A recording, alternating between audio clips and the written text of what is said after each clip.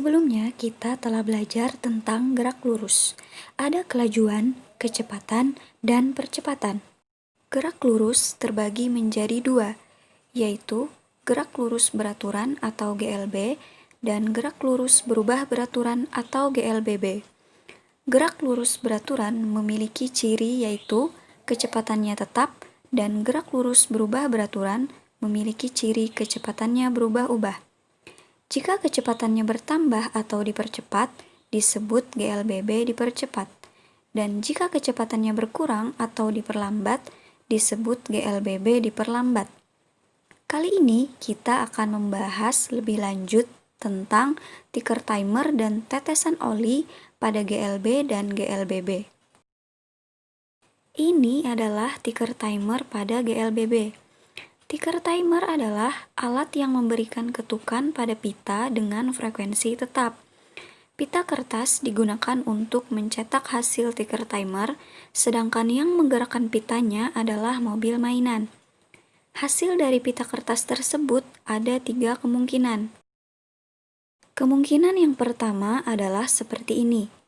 Ketika kita menggerakkan mobil ke kanan, maka arah gerak juga ke kanan. Dan titik dari ketukan ticker timer yang pertama juga berada di kanan.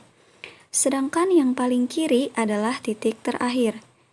Jarak antar titik adalah sama, sehingga kecepatannya juga sama. Maka gerak ini disebut gerak lurus beraturan atau GLB. Kemungkinan yang kedua adalah seperti ini. Untuk arah gerak, titik pertama dan akhir juga sama seperti sebelumnya. Yang membedakan adalah jarak antar titik, yaitu dari titik pertama ke titik akhir semakin menjauh. Artinya, gerakan atau kecepatannya dipercepat. Jadi, gerak ini disebut gerak lurus berubah beraturan dipercepat. Kemungkinan yang ketiga adalah seperti ini. Untuk arah gerak, titik pertama dan akhir sama seperti sebelumnya. Yang berbeda adalah jarak antar titik, yaitu dari titik pertama ke titik akhir semakin merapat. Artinya, gerakan atau kecepatannya diperlambat. Jadi, gerak ini disebut gerak lurus berubah beraturan diperlambat. Selanjutnya adalah tetesan oli pada GLB dan GLBB. Ada sebuah bis yang olinya bocor, bergerak ke kanan, maka akan timbul tetesan oli di jalan. Tetesan oli yang mungkin adalah seperti ini. Arah gerak bis ke kanan, sehingga tetesan pertama oli berada di paling kiri saat awal menetes. Sedangkan tetesan oli terakhir berada di paling kanan. Semakin ke kanan, atau dari titik pertama ke titik akhir, jarak antar titik adalah sama. Artinya, bis bergerak dengan kecepatan yang sama. Jadi, gerak ini dinamakan gerak lurus beraturan.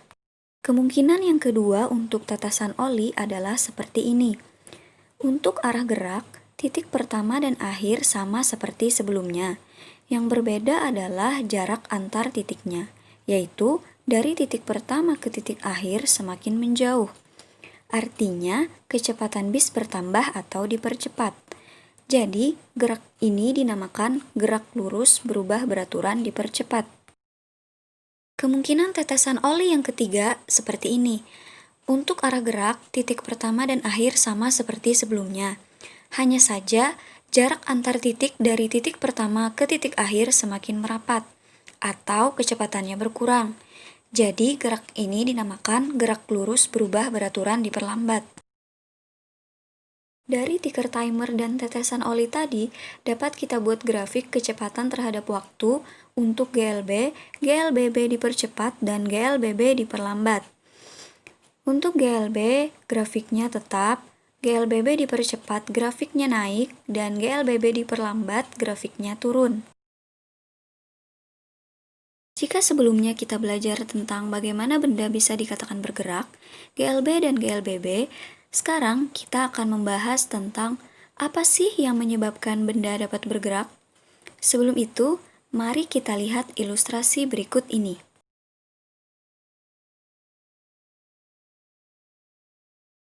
Ilustrasi dapat kita lihat lemari dikatakan bergerak. Apa penyebabnya?